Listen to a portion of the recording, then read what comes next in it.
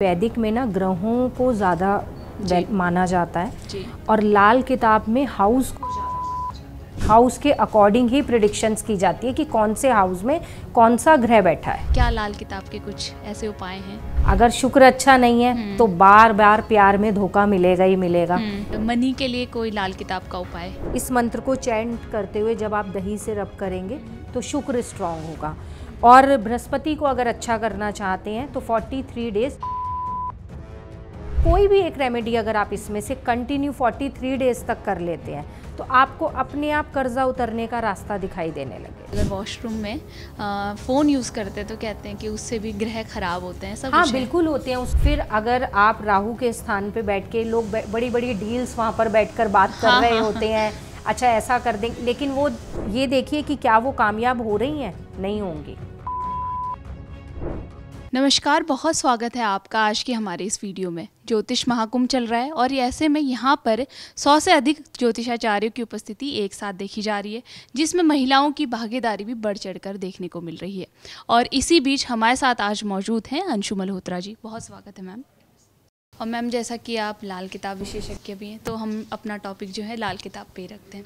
सबसे पहला मेरा प्रश्न ये है कि लाल किताब में जो कुंडली के भाव होते हैं और वैदिक के कुंडली के जो भाव होते हैं वो अक्सर अलग ही होते हैं। मान लीजिए कि जैसे फिक्स होते हैं मेष राशि की ही मेष लग्न की ही कुंडली लाल किताब पे बनती है, तो ये कैसे अलग है? क्या इनका भाव? वैदिक और लाल किताब इस तरह से अलग है कि वैदिक में ना ग्रहों को ज़्यादा माना जाता है जी। और लाल किताब में हाउस को ज़्यादा माना जाता है। अच्छा। सपोज करिए कि अगर हमारे लगन में फर्स्ट हाउस में सूर्य बैठा है जी। तो सूर्य जिसकी भी कुंडली में फर्स्ट हाउस में बैठा होगा तो लाल किताब के अकॉर्डिंग उसकी जो पर्सनैलिटी होगी बहुत ज़्यादा मतलब दमदार कह लीजिए, बहुत अट्रैक्टिव होगी कि उसका प्रभावशाली बहुत रहेगा व्यक्तित्व। ठीक है। अगर वहीं सूर्य 9th हाउस में आ जाता है तो वो अध्यात्म की तरफ चला जाएगा। अच्छा। तो वहाँ पर मेन जो लाल किताब जैसे काम करती है वो हाउस के उस पे करती है कि कौन से हाउस में कौन सा ग्रह बैठा है। अच्छा, मेरा एक सवाल ये है कि मान लीजिए वैदिक में मेष लग्न की कुंडली है, वो 9th हाउस में सूर्य बैठा है, तब? वैदिक में अगर मेष लगन की कुंडली है तो देखो इसमें लाल किताब में जो मेष राशि है वो फर्स्ट हाउस की हो गई ना।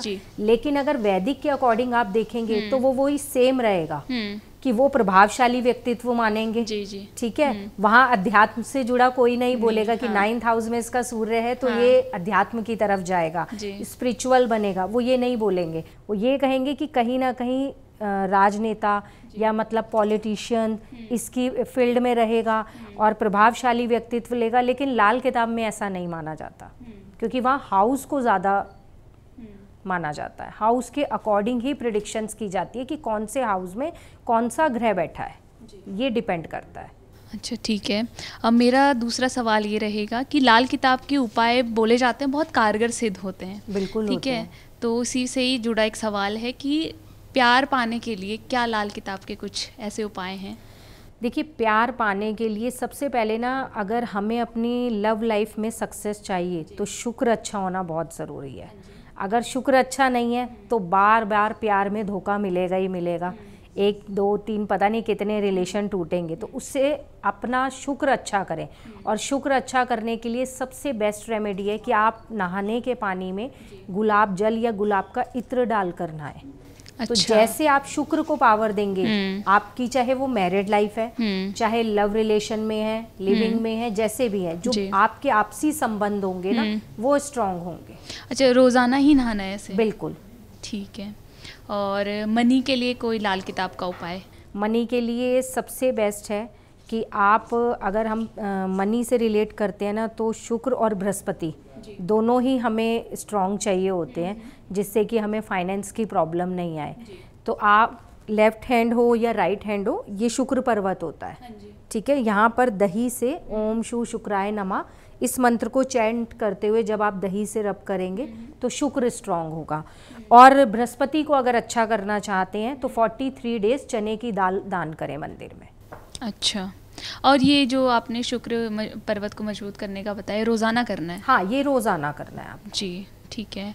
और कर्ज मुक्ति का कोई उपाय लाल किताब का? देखिए, कर्ज मुक्ति के जो कारण बनते हैं ना वो कहीं ना कहीं मंगल, राहु, केतु और शनि इन ग्रहों की कहीं ना कहीं कोई युति हमारी कुंडली में ज़रूर होती है जो कि कर्ज का कारण बनती है। और सबसे ज़्यादा जो रोल इसमें रहता है, हम कहेंगे मंगल प्रधान रहता है, ठीक है। तो मंगल के लिए सबसे बेस्ट रहता है कि आप ऋण मोचक स्त्रोत पढ़ें, पक्षियों को लाल मसूर की दाल डालें, ठीक है। शिवलिंग पर आप लाल मसूर की दाल और गुड़ चढ़ाएं। तो ये कोई भी एक रेमेडी अगर आप इसमें से कंटिन्यू 43 डेज तक कर लेते हैं तो आपको अपने आप कर्जा उतरने का रास्ता दिखाई देने लगेगा, क्योंकि मंगल को बैलेंस करना कर्जा उतारने के लिए बहुत ज़रूरी है। जी, ठीक है। और मैम मुझे एक और सवाल, ये मेरा सवाल ये है कि आजकल ना लोग बहुत मेहनत करते हैं, उसके बाद भी अच्छी नौकरी नहीं मिल पाती, और कुछ लोग होते हैं कि थोड़ी सी मेहनत करते हैं और उन्हें मुकाम हासिल हो जाता है। तो उन लोगों को क्या उपाय करना चाहिए कि मेहनत करने के बाद भी फल नहीं मिल रहा है, तो कुछ उपाय? देखो, मेहनत करने के बाद भी फल नहीं मिल रहा है ना कहीं ये तो हमारे फिर कर्मा से भी रिलेटेड होती है। हाँ जी। क्योंकि हमारे जो ग्रहों की प्लेसमेंट होती है हमारे कर्मा के अकॉर्डिंग ही होती है। अब उसमें या तो आपका शनि सही नहीं है, अगर शनि सही नहीं है, आप मेहनत कर रहे हो लेकिन काम नहीं बन रहा है, डिले होता जा रहा है, ठीक है, तो शनि की बेस्ट रेमेडी है 43 डेज नंगे पैर शनि देव के मंदिर चले जाओ, काम बनेगा ही बनेगा। जो भी कर्म करें अपने कर्मों की माफ़ी मांगिए, क्योंकि वो न्याय के देवता हैं, कर्मों के देवता हैं। और जॉब में भी इजीली अगर प्रमोशन भी चाहिए यहाँ तक वो भी मिलेगा। जो आपको लग रहा है कि मेहनत करते करते अब हम भी थक गए, रिजल्ट नहीं मिल रहा, तो ये बेस्ट रेमेडी है उसके लिए। अच्छा, मेरा एक और सवाल रहेगा कि राहु को मजबूत करने के लिए लाल किताब में क्या उपाय है?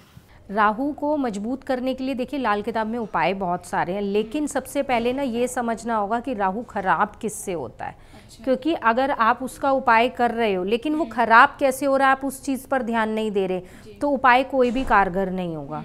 क्योंकि आप अगर बाथरूम में ज़्यादा समय बिता रहे हो या बाथरूम आपका गंदा है, नीट एंड क्लीन नहीं है, ठीक है, आपको लग रहा है कि हमारे नींद आने में प्रॉब्लम हो रही है, रात को देर रात तक फ़ोन देख रहे हैं, ठीक है, कहीं ना कहीं एक जो लाइफ का रूटीन होता है वो आप फॉलो नहीं कर रहे हैं, तो आप कितना भी राहु की रेमेडीज़ कर लीजिए वो रिज़ल्ट नहीं मिलेगा। अगर आप इन सब चीज़ों में भी सावधानियां लेते हैं तो राहु की बेस्ट रेमेडी है कि आप मछलियों को पनीर खिलाइए। अच्छा, ऐसा भी है क्या? मैंने इंस्टाग्राम पे ही देखा है कि अगर वॉशरूम में फ़ोन यूज़ करते हैं तो कहते हैं कि उससे भी ग्रह खराब होते हैं, सब? हाँ बिल्कुल होते हैं उससे। देखो, एक तो वो राहु का स्थान हो गया, पहले तो राहु खराब हो गया, दूसरा आप जिससे भी बात कर रहे हैं वहाँ बुध खराब हो गया, चाहे किसी बिजनेस डील की बात कर रहे हैं, किसी रिलेशन में बात कर रहे हैं, आप आजमा के देख लीजिए वो खराब हो जाएगा। तो क्योंकि राहु का स्थान है ना वो। हाँ, क्योंकि आजकल जो 90% लोग मतलब यूज करते ही हैं, यही गलत है, यही गलत है। एक तो वहाँ नेगेटिविटी ऑलरेडी होती है, फिर अगर आप राहु के स्थान पे बैठ के लोग बड़ी बड़ी डील्स वहाँ पर बैठकर बात कर रहे होते हैं, अच्छा ऐसा कर देंगे, लेकिन वो ये देखिए कि क्या वो कामयाब हो रही हैं? नहीं होंगी, बिल्कुल भी नहीं होंगी। और राहु के लिए अपना टॉयलेट ये समझ लीजिए कि बिल्कुल नीट एंड क्लीन, जितना आप उसको बढ़िया करके साफ सुथरा करके रखेंगे आपका राहु उतना ही अच्छा रहेगा। और मछलियों को पनीर खिलाइए, राहु पॉजिटिव भी होगा और पैसा भी देगा। मतलब पनीर ही क्यों? पनीर आप अगर देखेंगे ना कहीं वाइट चीज़ हो गई, शुक्र से कनेक्ट हो गया, ठीक है, और मछली जो हो गई राहु से कनेक्ट हो गई, तो आप मछलियों को पनीर खिलाएंगे, राहु भी पॉजिटिव होगा और लक्ष्मी भी आएगी, पैसा भी आएगा। मतलब पैसा लाने के लिए भी ये एक रेमेडी है। और खाली अगर आपको लग रहा है कि नहीं हमारे पास पैसा बहुत है लेकिन हमें रात को नींद नहीं आती है, ओवर थिंकिंग बहुत ज़्यादा है, फ्यूचर को लेकर प्लानिंग बहुत ज़्यादा है, तो कुछ नहीं है, सिर्फ इजी है कि आप अपने घर का टॉयलेट साफ रखें और किचन में खाना खाना स्टार्ट कर दीजिए। अच्छा, फिर खाली राहु बैलेंस होगा आपका। ठीक है। एक लास्ट सवाल, मंगल को मजबूत करने का कोई उपाय छोटा सा? मंगल को मजबूत करने के लिए सबसे बेस्ट है वाइट कलर का सुरमा लगाइए 43 डेज। अच्छा, कोई भी लगा सकता है, मेल कोई फीमेल? भी, इसके लिए किसी को आपको कुंडली दिखाने की ज़रूरत नहीं है, आपको ये भी पता करने की ज़रूरत नहीं है कि मेरा मंगल कौन से हाउस में बैठा है, कोई फ़र्क नहीं पड़ता इस चीज़ से। जर्नल रेमेडी है ये। वाइट कलर का सुरमा 43 डेज लगाइए। मंगल अगर दशा अंतरदशा में भी होगा ना, और आपको लग रहा होगा कि नेगेटिव रिजल्ट दे रहा है, नुकसान हो रहा है या चोट बहुत ज़्यादा लग रही है ना, तो वो चीज़ भी बैलेंस हो जाएगी। क्योंकि ये ज़रूरी नहीं है कि मंगल किसी गलत हाउस में ही बैठा हो लगन कुंडली में आपके, ये भी तो हो सकता है कि अंतरदशा चल रही हो। मैंने अब ये 2025 जैसे कि मंगल का साल है, तो मैं मेरे पास जो भी क्लाइंट आता है मैं उसको ये रेमेडी ज़रूर बोलती हूँ, इसलिए कि मंगल का साल है। ऑलरेडी मंगल सभी के लिए ठीक नहीं है। हाँ जी। तो अगर आप 43 डेज वाइट कलर का सुरमा लगाते हैं तो आप देखेंगे कि मंगल का जो नेगेटिव प्रभाव है ना वो कम हो जाएगा। जी ठीक है। अंशु जी, आपने मतलब बहुत आसान से उपाय बताए हैं लाल किताब के, जो लगता है कि हमारे दर्शकों के काम भी आ ही जाएंगे। बिल्कुल। ठीक है मैम, बहुत बहुत धन्यवाद आपका। अगर आप ज्योतिष से जुड़ी अधिक जानकारी प्राप्त करना चाहते हैं तो डाउनलोड करें माई ज्योतिष ऐप। एस्ट्रोलॉजी से जुड़ी लेटेस्ट जानकारी के लिए फॉलो करें माई ज्योतिष का फेसबुक और इंस्टाग्राम पेज।